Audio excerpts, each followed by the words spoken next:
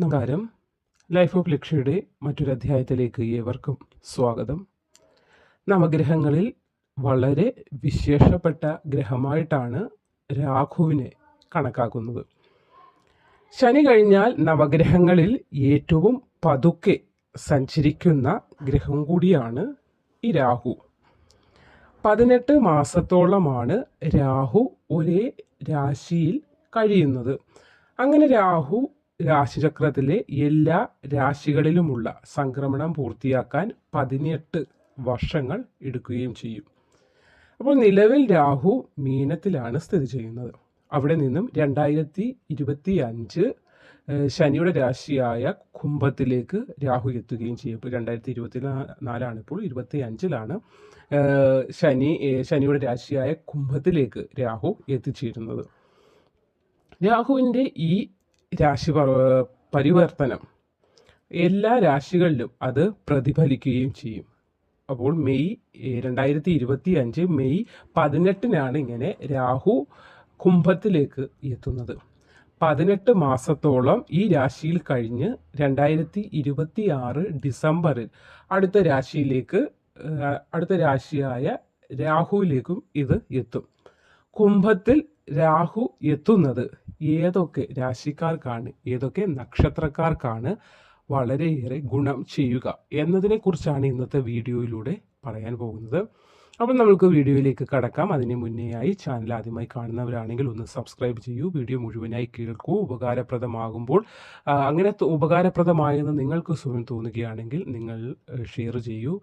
അതോടൊപ്പം തന്നെ അറിവുകൾ എല്ലാവരിലേക്കും എത്തുന്നതിനായിട്ടാണ് ഇത് സഹായിക്കും. പിന്നെ അടുത്ത ഇടുന്ന വീഡിയോകൾ നിങ്ങളിലേക്ക് എത്താൻ, നോട്ടിഫിക്കേഷൻ നിങ്ങളിലേക്ക് എത്താൻ, അതായത് വീഡിയോയ്ക്ക് ആളുകൾ കാണുന്നത് വളരെ കുറവാണ്.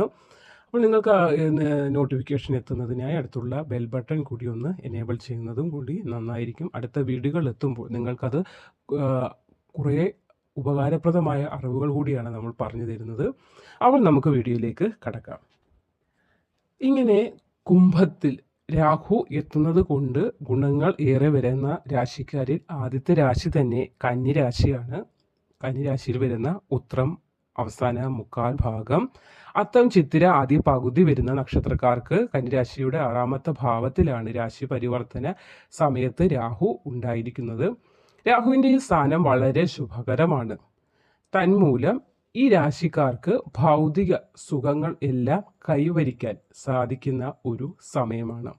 അതിനൊപ്പം തന്നെ ഇവർക്ക് ജീവിതത്തിലെ എല്ലാ മേഖലകളിലും തൊടുന്നതൊക്കെ പൊന്നാകുമെന്ന് പറയുന്നില്ലേ, അതുപോലെ തന്നെ എന്ത് മേഖലകളിൽ ജോലി ചെയ്യുന്നു, ഏത് മേഖലകളിൽ തൊടുന്നു, അല്ലെങ്കിൽ ഏത് മേഖലകളിൽ തൻ്റെ കഴിവുകൾ നിങ്ങൾ പ്രായോഗികമായി ഉപയോഗിക്കുന്നു, ആ മേഖലകളിലെല്ലാം തന്നെ നിങ്ങൾക്ക് പുരോഗതി കൈവരിക്കാൻ സാധിക്കുമെന്നതാണ് വാസ്തവം.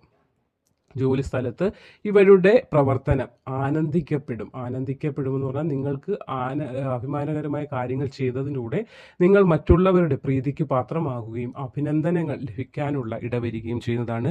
ജോലികൾ വേഗത്തിൽ ചെയ്തു തീർക്കാൻ കൂടി നിങ്ങൾക്ക് സാധ്യമാകുന്നതാണ്. ഏറെക്കാലമായി നിങ്ങളെ അലട്ടിയിരുന്ന പ്രശ്നങ്ങൾ, മാനസികപരമായ പല ബുദ്ധിമുട്ടുകളും സാമ്പത്തികപരമായ ബുദ്ധിമുട്ടുകളും ഒക്കെ തന്നെ മാറി അതിൽ നിന്നൊരു മോചനം ലഭിക്കുകയും ചെയ്യുന്ന സമയമാണ്.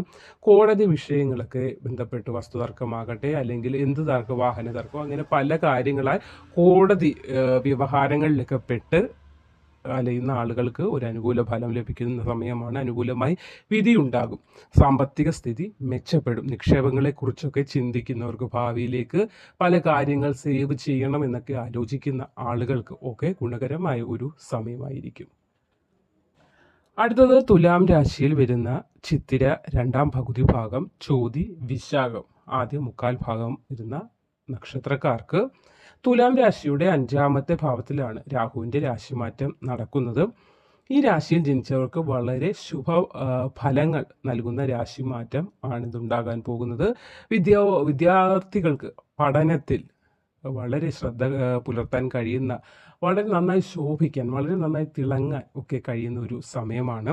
ഭാവിയിൽ ഉപകാരപ്പെടുന്ന രീതിയിൽ എന്തെങ്കിലുമൊക്കെ പുതിയ കാര്യങ്ങൾ ചെയ്ത് തീർക്കാനൊക്കെ അല്ലെങ്കിൽ പഠിച്ച് പുതിയ ഇപ്പം നമ്മൾ പറയാറില്ലേ ഒരു കാര്യം പഠിക്കുമ്പോൾ അതിനോടൊപ്പം തന്നെ വേറെ പാർട്ട് ടൈം ജോലി ചെയ്യുന്ന പോലെ തന്നെ 1-2 കോഴ്സുകളൊക്കെ ഒരുമിച്ച് ചെയ്യുന്ന ആളുകളുണ്ട്. അത് ചെയ്ത് തീർക്കാൻ പറ്റുമോ എന്നൊക്കെ ചിന്തിച്ചുകൊണ്ടായിരിക്കും ചിലപ്പോൾ അത് തുടങ്ങുന്നത്. പക്ഷേ നിങ്ങൾക്ക് ചെയ്ത് തീർക്കാനും എല്ലാ രീതിയിലും തിളങ്ങാനൊക്കെ കഴിയുന്ന ഒരു സമയം വന്നു ചേരും. ഏകാഗ്രത മെച്ചപ്പെടുമ്പോൾ ഓട്ടോമാറ്റിക്കായിട്ട് നമ്മൾ ചെയ്യുന്ന പ്രവൃത്തിയിൽ അത് കാണുകയും ചെയ്യും. അത് പ്രവൃത്തി വിജയത്തിലെത്താൻ കൂടി നമ്മൾക്കത് സഹായിക്കുകയും ചെയ്യും. പ്രണയ ജീവിതവും ദാമ്പത്യവും ഒക്കെ വളരെ സന്തോഷകരമായി തീരുന്ന ഒരു സമയം കൂടി വരാൻ പോകുന്നു.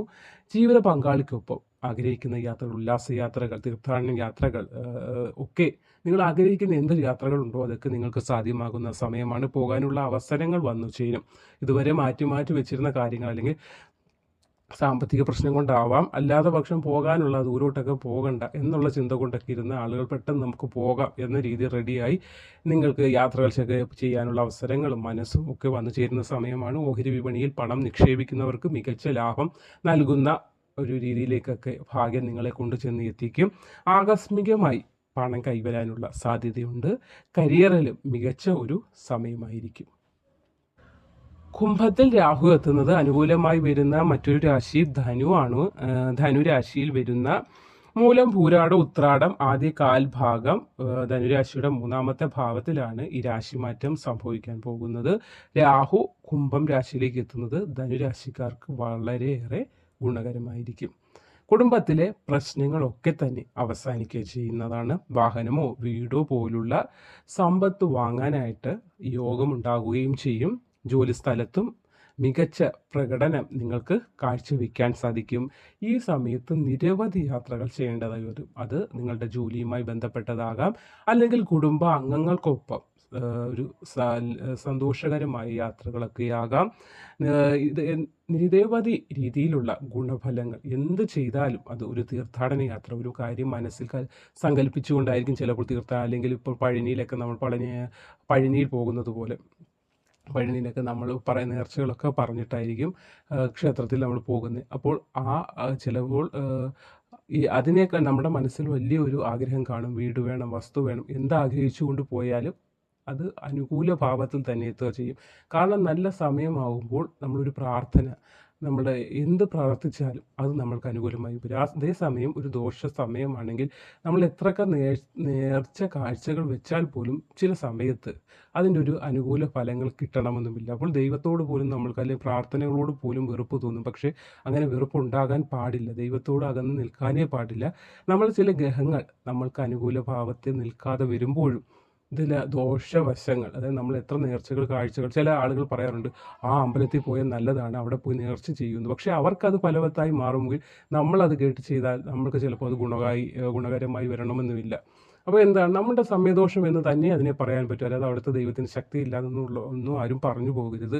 കാരണം അത് അങ്ങനെ പറയാൻ പാടില്ല. എല്ലാ ദൈവങ്ങളും ശക്തിയുണ്ട്. പക്ഷെ നമ്മൾക്ക് ആ സമയം അനുകൂലമായി വരുന്നില്ല.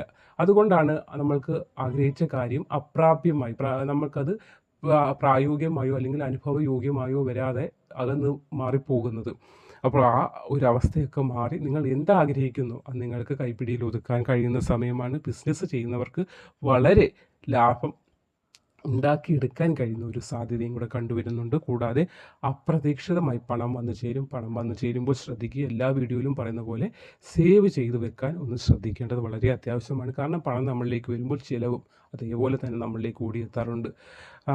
അധികാരികളുമായൊക്കെ നല്ല ബന്ധം പുലർത്താൻ കഴിയുന്ന ഒരു സമയമാണ്. സുഹൃത്തുക്കളുമായൊക്കെ നല്ല രീതിയിൽ ഒരു സുഹൃത്ത് വലയം ഒക്കെ ഉണ്ടാക്കിയെടുക്കാൻ കഴിയുന്ന സമയം കൂടിയാണ്. അപ്പോൾ ഇന്നത്തെ വീഡിയോയിൽ പറഞ്ഞത് ഇത്രയുമാണ്. കുംഭത്തിൽ രാഹു എത്തുന്നത് ഗുണകരമായി ഭവിക്കുന്ന നക്ഷത്രക്കാർ ആരൊക്കെയാണ്, രാശിക്കാർ ആരൊക്കെയാണെന്നാണ്. ഏവർക്കും നല്ല ഗുണാനുഭവങ്ങൾ ഉണ്ടാകാനായി മഹാദേവൻ അനുഗ്രഹിക്കട്ടെ. ദൈവങ്ങളെല്ലാം അനുഗ്രഹവുമായി പ്രവർത്തിക്കട്ടെ. നന്ദി.